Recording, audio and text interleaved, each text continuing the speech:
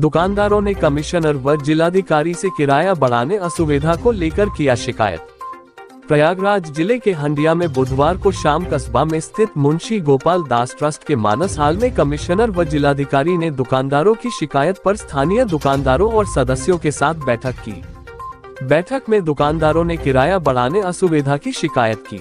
बताया जाता है कि कस्बा स्थित मुंशी गोपाल दास ट्रस्ट में 198 दुकानें हैं। पहले इसका किराया 150 रुपए से 200 रुपए के बीच था। वर्तमान में यह किराया 500 से 600 है। किराया 1500 से 2000 कर दिया गया। मानस हाल पहुंचे कमिश्नर विजय विश्वास पंत ने कहा कि कई दुकानदारों ने काफी समय से किराया नहीं दिया है। मरम्मत व नवनिर्माण की मांग की जा रही है, जिसको लेकर वित्त को मजबूत करना पड़ेगा। वित्त को प्राप्त करने के लिए प्रयास करने पड़ेंगे, उसके लिए एसडीएम और तहसीलदार प्रयास करेंगे। आय व्यय का रिकॉर्ड रखा जाए, कैसे आय बढ़ा सके उसके लिए भी विचार विमर्श किया गया है। कुछ सालों से बैंक अकाउंट है, उससे किन्हीं कारणों से 4-5 सालों से निकासी नहीं हो रही है, उसका भी समाधान ढूंढा गया है। ट्रस्ट का चेयरमैन होने के नाते नवनिर्माण व मरम्मत के लिए वित्त आवश्यक है।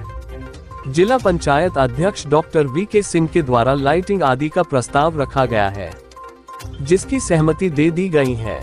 नवनिर्माण व मरम्मतीकरण के लिए वित्त आवश्यक है। ट्रस्ट के चेयरमैन कमिश्नर विजय विश्वास पंत, प्रबंधक डीएम नवनीत सिंह चहल, जिला पंचायत अध्यक्ष डॉक्टर वीके सिंह ट्रस्ट में पौधारोपण किया।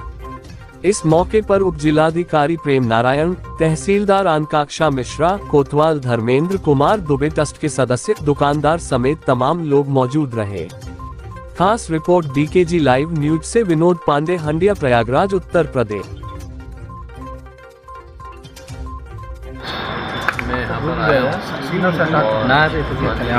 पंचायत अध्यक्ष महोदय भी ट्रस्ट के मेंबर हैं और जिलाधिकारी इसके प्रबंधक होते हैं, मैं इसका चेयरमैन होता हूँ।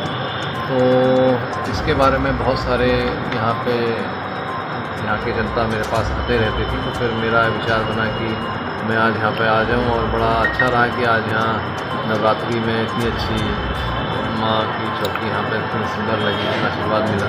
इसमें जो हमने जो आज मुख्य निर्णय जो लिए हैं, एक तो यह समझ में आया है कि हमारे बहुत सारे साथी हैं जिन्होंने अभी तक किराया बहुत लंबे समय से नहीं दिया हुआ है। साथ ही साथ उन्होंने बहुत सारे कंस्ट्रक्शन की मांग की हुई है कि हमारे यहाँ टॉयलेट्स होने चाहिए, हमारे यहाँ मरम्मत होनी चाहिए, लेकिन उसके लिए हमें अपने वित्त को भी मजबूत करना पड़ेगा। तो दोनों चीज़ें इसमें निर्णय ली गई हैं कि भाई हमें वित्त को प्राप्त करने के लिए भी हमें प्रयास करने पड़ेंगे।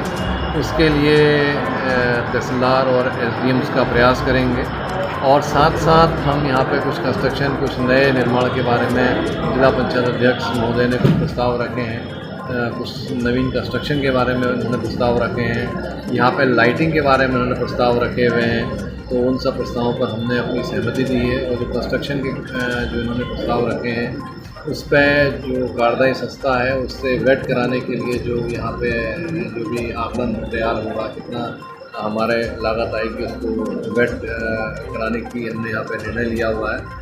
आगे कुछ और अच्छी रोबस्ट और अच्छी इसकी यहाँ पे अकाउंटिंग हो जाए, उसके लिए यह निर्णय लिया गया है कि एक फुल टाइम अकाउंटेंट रहे जो कि रिकॉर्ड कीपिंग अपनी पूरी आय व्यय की पूरी रिकॉर्ड कीपिंग कर पाए, यह भी निर्णय लिया गया है। और कैसे हम इसकी आय बढ़ा सकें, क्योंकि अगर हमें कुछ खर्चे करने पड़ेंगे तो उसमें आय बढ़ना बहुत आवश्यक है। तो उस पर भी विचार विमर्श हुआ है, तो वो भी हम आय बढ़ाने के साधन अपने नए ढूंढेंगे।